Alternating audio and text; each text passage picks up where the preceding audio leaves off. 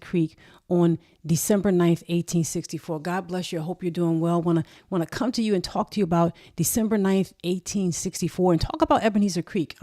This is something that's been on my heart, and I didn't know about it until I started reading more and digging more and reading into the Civil War and doing more study. There's so many things, and I'm a person who likes to read about it. There's so many things that happened in history that we just don't talk about and we sweep under the rug. And what happened on December 9th, 1864 is something we should remember and talk about. And with respect to it, talks about with respect to what happened in Ebenezer Creek. And this is December, it's 1864. And, Sherman is doing his march to the sea. He is in Georgia and he is, commanding his folks to go and do his march to the sea. And his idea is to cut the Confederacy in two, is to destroy supply lines, is to strike as much fear as he can into the Confederate holdouts to basically end this war and make them not want to fight. So he is taking a scorched earth policy. Some people like it, some people don't like it. And these are people who were enslavers and supporting slavery. So he's doing a hard thing with them. But, there are other things that's happening with respect to his march to the sea that we should talk about that's important. So his folks are, as I mentioned, they're tearing up supply lines, they're tearing up railroads, they're destroying things. They're doing basically a scorched earth policy as he takes over Atlanta and has his march out to the sea. Now, when that happens in December of 1864, there are many, many black people who are still enslaved in places in Georgia who are looking for freedom and looking for help. And when you think about this, this is obviously after the Emancipation Proclamation, which is January 1863, January 1st. Well, this is in, December now we're going to talk about in 1864. It's after the Emancipation Proclamation. And of course, these people were not free because they were being held in slavery in Georgia. And Georgia was still in rebellion, and places in Georgia were still fighting back, and they were still fighting in the Civil War. So they were not freeing people and letting them go and not enslaving them. They were still enslaving them. So as Sherman does his march to the sea, and he's marching out, there are many, many people who are leaving their places of enslavement, and they are joining and they are going behind Union lines as the Union soldiers go toward the sea. They're basically cutting Georgia in half, if you will.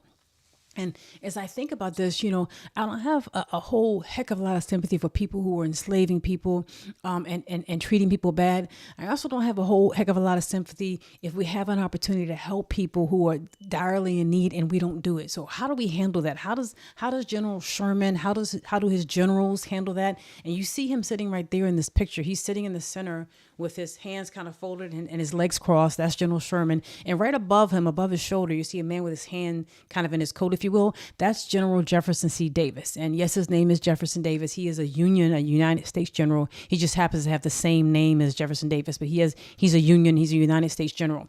And this is Sherman's staff.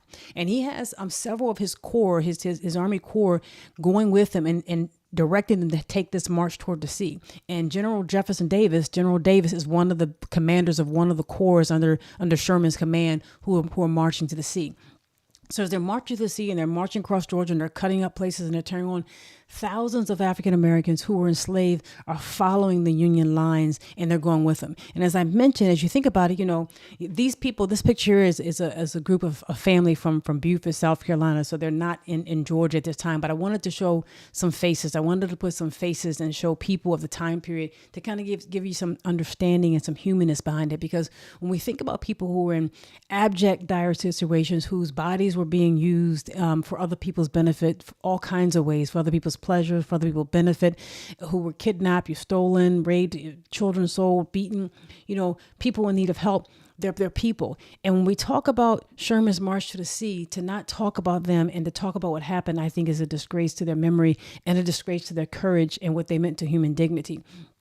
So as Sherman is marching across Georgia, this right here I'll show with you. This is a firsthand account, if you will, of what happened at Ebenezer Creek during this march to the sea on December 9th of 1864. And this is the Rutland Herald. It's dated December 29th, so after the event. But we're going to talk about what this says.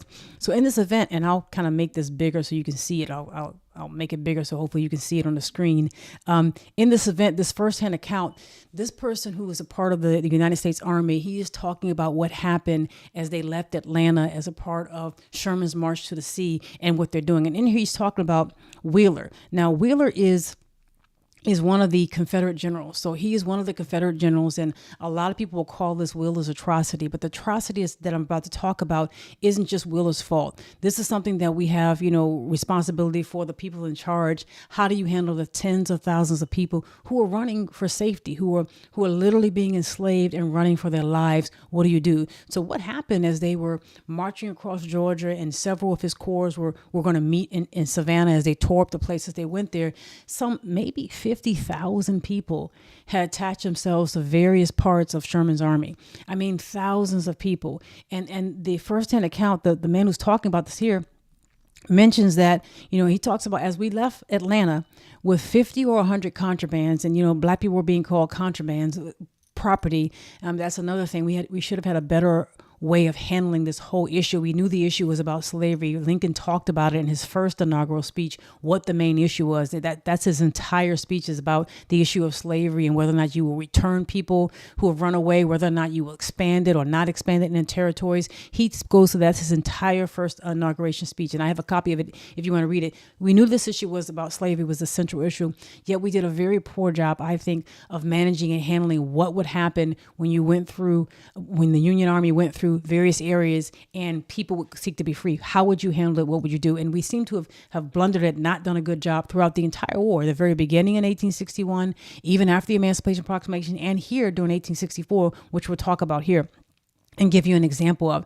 So this gentleman is talking about when we left Atlanta, he said we had about 50 to 100 contraband, which is black people property, if you will, and they called them the colored brigades, and they would be attached to what would be columns of the Union Army, be attached to columns of these long columns of the United States Army.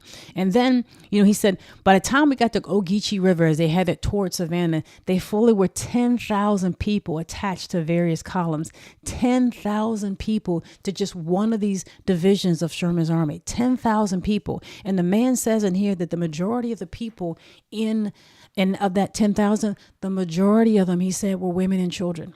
He said the large majority of them were women and children. He said it was not uncommon to see a woman with two children, small children in her hand that she had to hold and carry, and another third one who might even be half clothes because they didn't have very many clothes or things hanging on to their mother's clothes or their mother's body as best they could as they were trying to keep up with the columns. And they would have makeshift wagons or various things they have, or mules if they were on, whatever they could do, because they were literally people searching for life, literally people crying out, literally leaving from places of enslavement, literally leaving from places where they had been beaten and kidnapped and all kinds of things happened. And they were going toward an army. And so one of the things that they would do, what Sherman and Army would do, if you think about marching through Georgia, imagine going through Georgia and it is swampland. I mean, as you go towards places in Georgia, if you're marching out towards it's swampland, it's very watery. As you go farther down south, Georgia, Florida, you're going to find a lot of swamp. So as they were marching toward the sea, they came across various areas where there was, so much water they couldn't get their columns across. They couldn't get their part of the army across, their troops across. So they had to make these makeshift or pontoon bridges, these kind of makeshift bridges where you could make them on the spot with some floating devices and then be able to get that and get across the bridge so you can get across the bridge.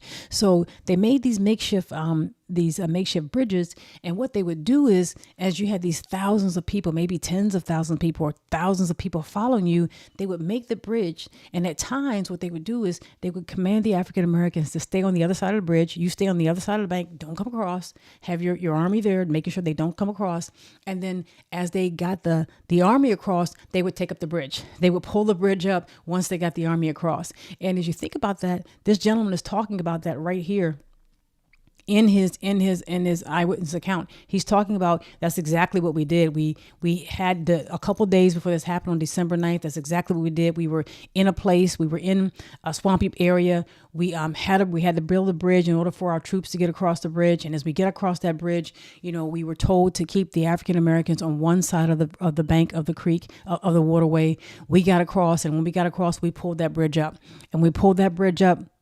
We basically left them there. And in that particular time, in the one instance that he talked about, a couple of days before December 9th, he said what would happen was Immediately, the African American, the people who were enslaved, who were leaving, they made their own bridge. They put together their makeshift things. They put together their own pieces of wood and their own pieces of material and made a bridge and got across that water and rejoined the Union Army under Jefferson Davis there on the other side of it very shortly thereafter. So the man was saying they were very resourceful. They were following us, nothing we could do. Then once they got to Ebenezer Creek on December 9th, 1864, they had a similar situation. It's a huge body of water. They can't get across without making a bridge. There's a small area where they can get across. They can build a bridge over that. And the challenge was at this point in time, General Wheeler, who was a Confederate general in the Confederate Army, was behind them. He was following parts of the Confederate Army, was following parts of Sherman's armies or Sherman's forces, if you will. So Jefferson Davis had part of the Confederate Army following him as he was trying to get across as the General Jefferson Davis of the Union Army. And so at this time, he was there. He was back in the woods, Wheeler and the Confederate forces, and they were firing on the United States Army. They were firing on the Union Army and firing on the black people who were following them, most of whom were women and children. I want to remind you that as we tell the story, most of them are women and children. Keep that in mind. So they're firing on them. So the United States Army knows that the Confederate Army's there, that they're kind of on their tracks. They've been firing on them. They get across. They build this bridge. They make this pontoon bridge. They build it. They do the same thing. They enforce and they instruct the African Americans to stay on the other side at gunpoint while the Army passes over the bridge. And the Army gets over the bridge. General Davis orders them to pull up the bridge. They pull up the bridge this time, and people start panicking because Wheeler and the Confederate Army is behind them. They hear them. They can hear them making noises. They can hear the gunshots. The gunshots start firing. And then as soon as the Union Army starts to pull up the bridge and they start to disappear and kind of walk away, the gunshots start. And Wheeler orders his people to open fire on the black people who are on the other side stuck on one side of that water, who are stuck on one side of that bridge. And he begins to open fire on them. And the people panic. I mean, what are you going to do? You have water in front of you that you really can't swim in. And you have the Confederate Army behind you firing on you, literally about to take people back into slavery and killing people. Many people just panic. Now, I keep in mind that the eyewitnesses said there were fully about 10,000 people. As you've seen, there are fully about 10,000 people attached them who were experiencing this, who were trying to follow them, 10,000 African Americans who were leaving places of enslavement. Well, they panic as the Confederate Army advances with gunshots and gunfire. People run into the water. They run into the water, and people can't swim. You're not going to be able to swim across the street. You're not going to be able to swim with babies. If you're having, one or two babies in your arm, or two babies in your arm, and another one hanging behind you who's a small child. Many of them just thronged into the water. They just went into the water and drowned. Most of them, the vast majority of them, just died.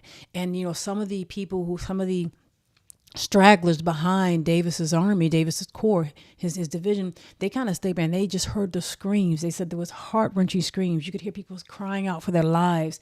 People just screaming as they were drowning and trying to avoid being captured by the Confederate Army and trying to not step on one another and trample one another as people were trying to get into the water.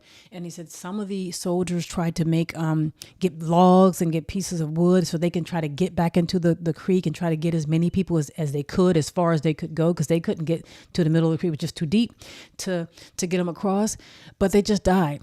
And the man with this eyewitness account here, he talks about, right here, and he talks about when they arrived at Ebenezer Creek and how they did what they took up the bridge, and how they had a narrow bridge and the bridge was taken away. And he said when our forces disappeared, he said the next day only a few darkies, black people calling us darkies, only a few darkies came up. And then another day passed and still only fully 2/3 were missing. 2/3 of the 10,000 people he said he saw were missing, meaning they died. Most of them died right there in that river, right there in that creek that day on December 9th, 1864 in Ebenezer Creek. And, and I want to blame and I want to put out there General Sherman, who gave those type of orders. He talks about this in his autobiography, his memoirs. He defends it. I want to blame him. I want to put the onus on him and on Jefferson Davis, his general, who did those orders. Why and how would you allow thousands of people to die? Why and how would you not be able to take care of tens of thousands of people who might need your help? What are you fighting for? Of course, people say it's a military necessity, but somehow I think that if it had been you in that situation, you would have wanted to help. Or if the people had been of a different color, you may have found a way to help them. But certainly if it had been you, you would have wanted somebody to help, which is how you judge a man's soul and judge a man's character, how you treat other people. So I just wanted to share this with you today. Please, share this, tell people about it. Let's talk about it. And let's remember the people on December 9th, 1864. God bless you. Hope you have a good one.